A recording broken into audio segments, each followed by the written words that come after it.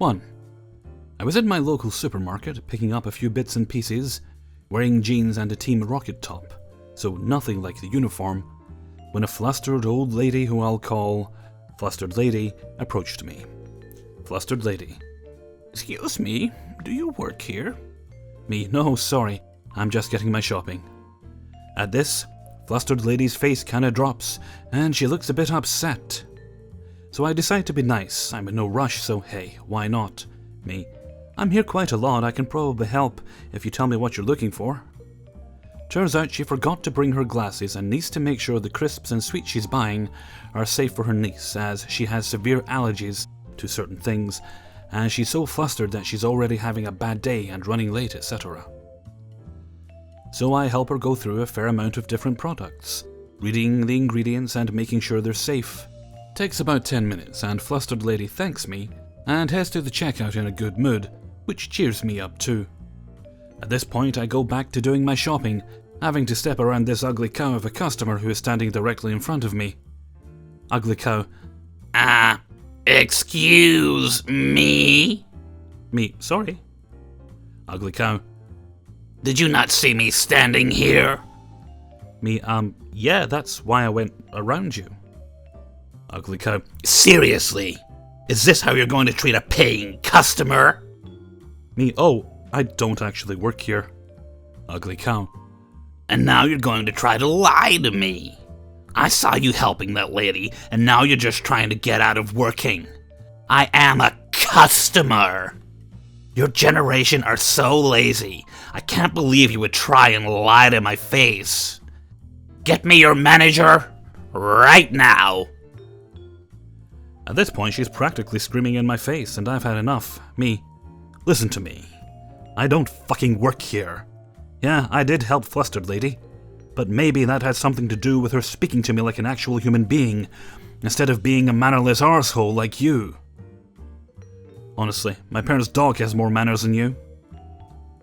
By this point, all of Ugly Cow's screeching had drawn the attention of 2 security guards, who wandered over in time to hear the last of my rant.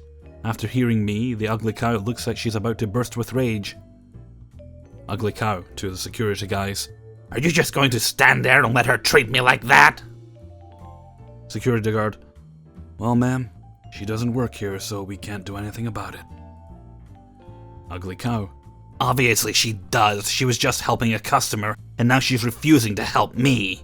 Security guard. Ma'am, she is another customer. She is under no obligation to help you. But you are being very disruptive and you are clearly making her uncomfortable. So I have to ask you to leave her alone and move on. At this, the Ugly Cow gets even more worked up, demanding that I help her find whatever she's looking for. Me, for the last time, lady, I don't work here. I'm just trying to get my shopping. You'd think that after she was told by actual employees, she'd figure it out, but no. She ended up being escorted off the premises by the 2 guards, still screaming and shouting about how the employees are so rude and lazy, and how she's never coming back because the service is appalling. Good riddance, lady. Nobody's going to miss you, I can guarantee that. 2. I actually have quite a few tales to tell now that I think about it. Here's one which I still cannot fathom and understand this lady's view to this day. To give you lovely folks some background, I work in a department store in the UK. It was Christmas time, so we were completely swamped with customers, as you would imagine. Everyone's out doing their last-minute shopping for the festival season, and online shopping is at an all-time high. I was working on the collections desk for this till. Now, our store allows us to use iPads to help customers order items in-store when we're out of stock of the items in-store. Or, if it's something that we just don't stock in-store, we also offer next-day delivery to the store if you order before a certain time. Bag lady walks towards our counter, bearing in mind she does look to be in her late 60s, maybe early 70s. And she has a photo of her order reference on the phone screen ready to present. Me, hi, are you here to collect an order today? Bag lady. Yes, I am.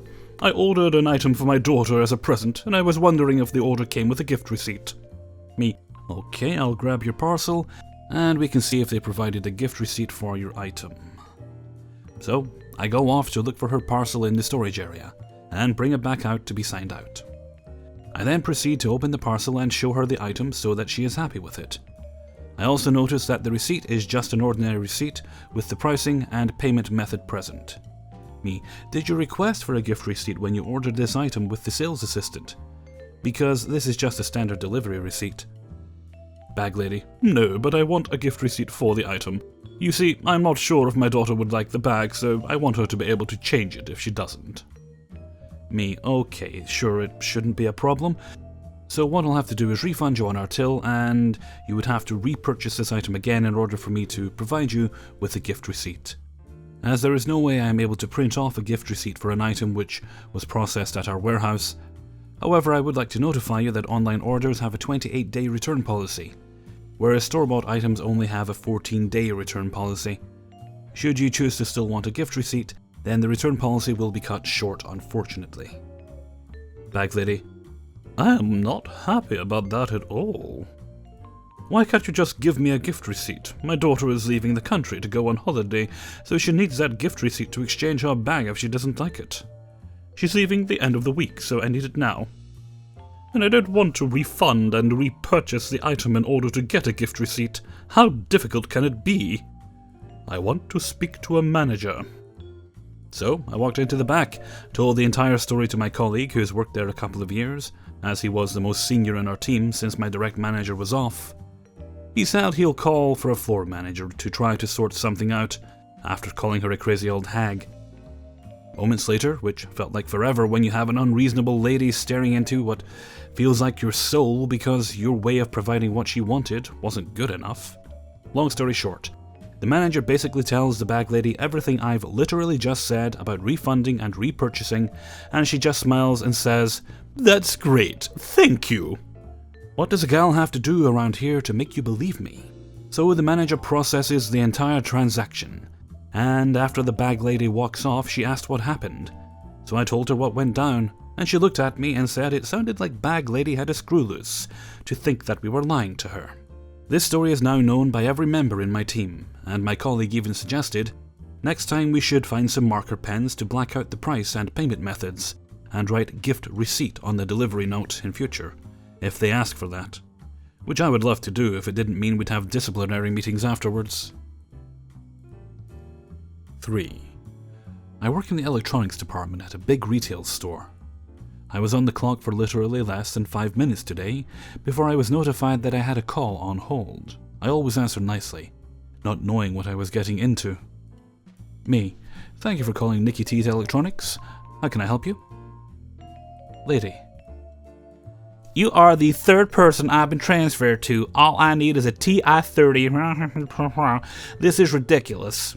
I've been transferred to 3 departments. Why can't you people do your goddamn jobs? Me: ma'am, I have no idea what you just asked for. I only heard you yelling about being transferred.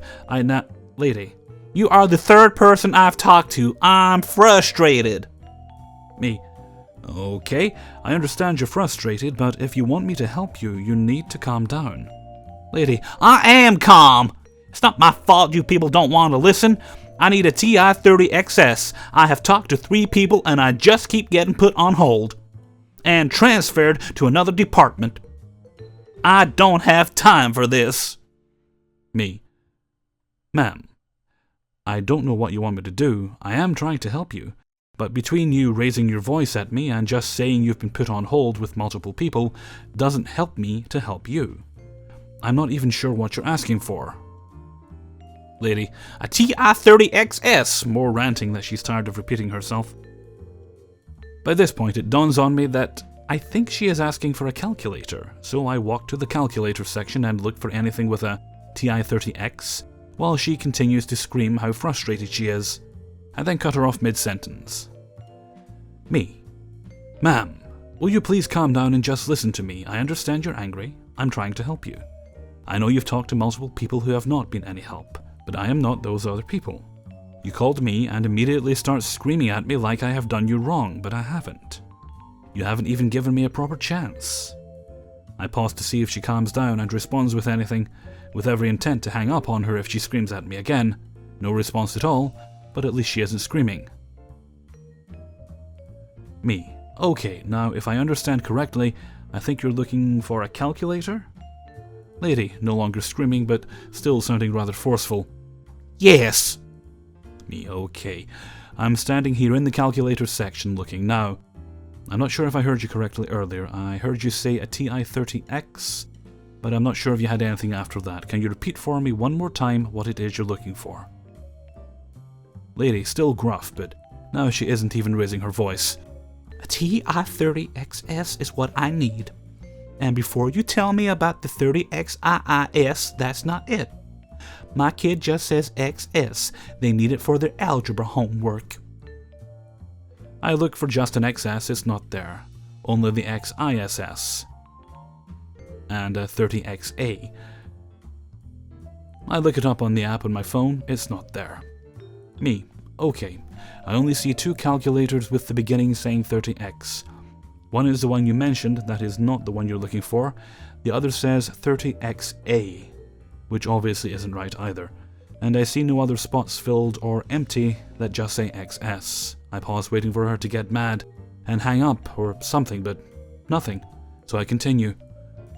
I looked it up on my phone just now on our store's app, and it says we are out of stock in the store. I'm really sorry, but I'm not sure if and when we will get any more in. Lady. She is now speaking in a calm, normal person's voice. Okay. You must not sell them then if you said there's not even a spot for it on the shelf. Thank you for trying to look for it for me. Me, I'm sorry for the wait and that I couldn't help you more. Lady, I appreciate you trying. I just don't know where to find this thing. Before I called your store, I had also called 2 other retailers, and no one seems to have it, but thanks anyway. Have a good night. She hangs up. I don't even know what to make of that whole conversation.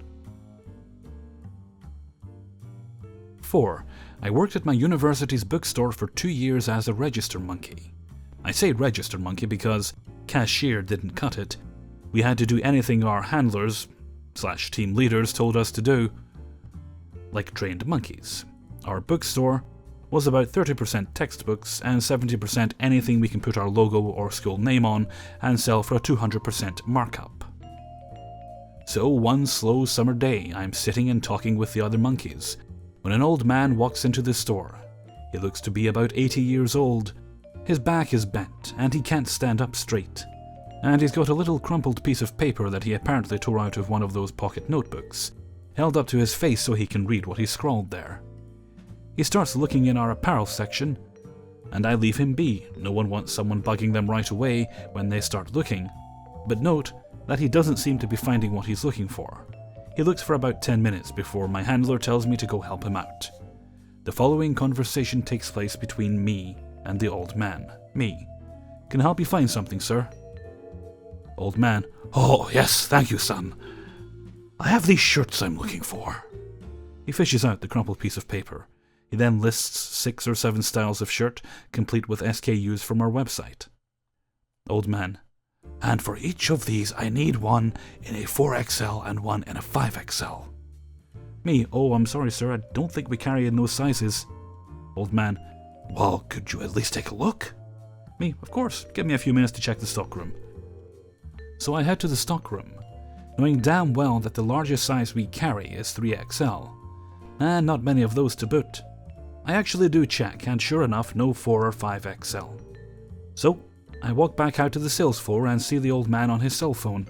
Almost like a cartoon, I can hear this high-pitched voice talking loudly from about 15 feet away as I walk up to him.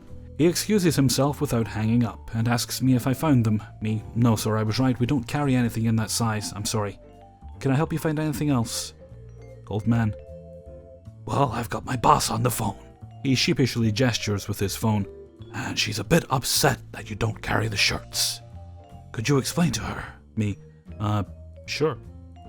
He hands me the phone and I try to greet the woman on the other end, henceforth referred to as cranky fat bitch.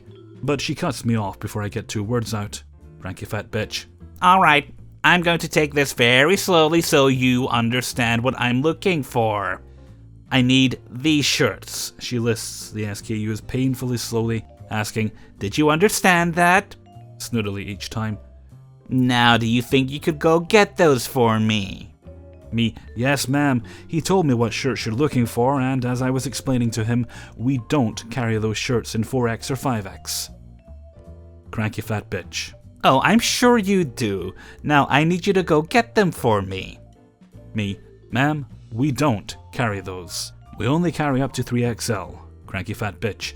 Then I need you to order them for me. This really shouldn't be this difficult for you, you know. My husband and I would like to buy your shirts, and you should have these sizes for your customer's request. Me, no ma'am. These shirts are not made in 4X or 5X. It's not just that we don't carry your size. Cranky fat bitch. Okay, I'm going to explain this slowly again. You don't seem to get it. I need 4XL and 5XL to fit me and my husband. At this point, I'm trying to restrain the rage building inside me like this woman restrains basic human decency and dietary regulation.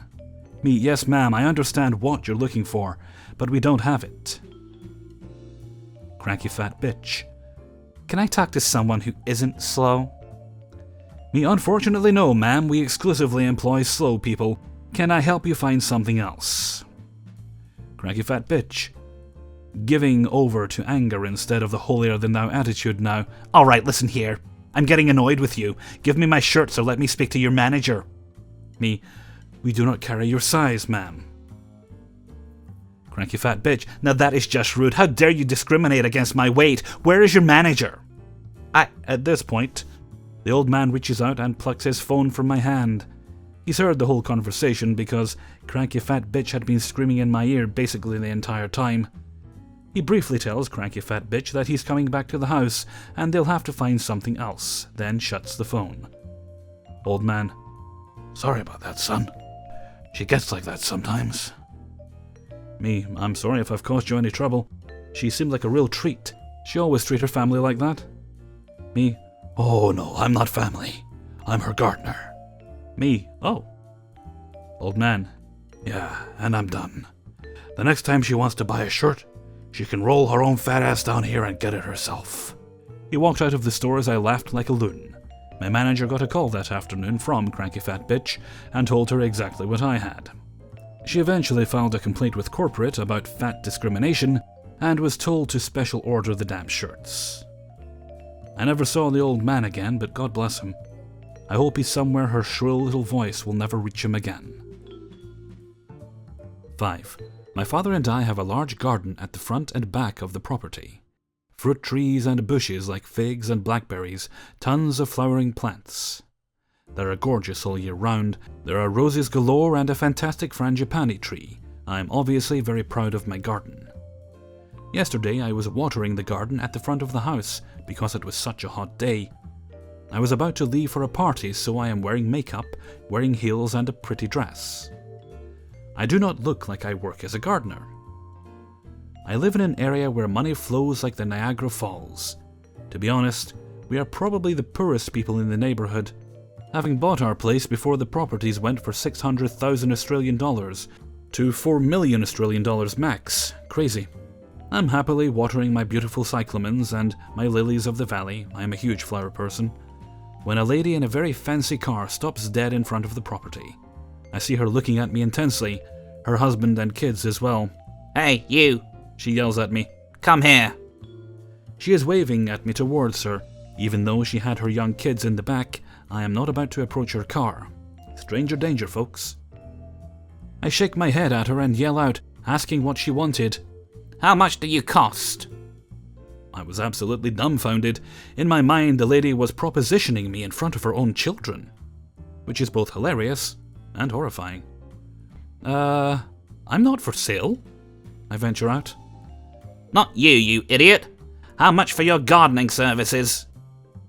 My mind goes blank. I can't understand what she's asking me, and I'm pissed she called me an idiot. I look down at my outfit, and then at her. I'm wearing a dress, you idiot! Do I look like I work as a gardener? She seems super pissed at that and exits her car, going straight for me. I am taken aback at her aggressive stance and facial expression. Don't you dare talk to me like that! Don't talk to me like that, I yell back. The lady is still yelling. How could I know you don't work here? I'm wearing a dress and heels. You could be a fancy service. I don't want a grubby gardener. First of all, fancy gardener services have probably never existed in the entire history of the world, and secondly, working in a garden is bound to make you dirty. The yelling attracted the stares of some of my neighbours, who have known me for years, and obviously I was not a gardener to them.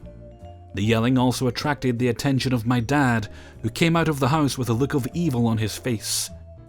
My dad is very tall and is very muscled. He is almost 70, so can't see shit, making him squint all the time, as if he's sizing you up for a fight. Think Clint Eastwood in Gran Torino. The lady takes one look at my dad and visibly shrinks back. Dad comes up to her, his face very close to hers. "Piss off," he says to her in a low voice. The lady looks back at her husband in the car, and he looks like he's about to shit his pants. No support from that end. She scuttles back to her car, slams the door, and peels away. I give her a glorious middle finger, and even my father, patron saint of manners, joins me.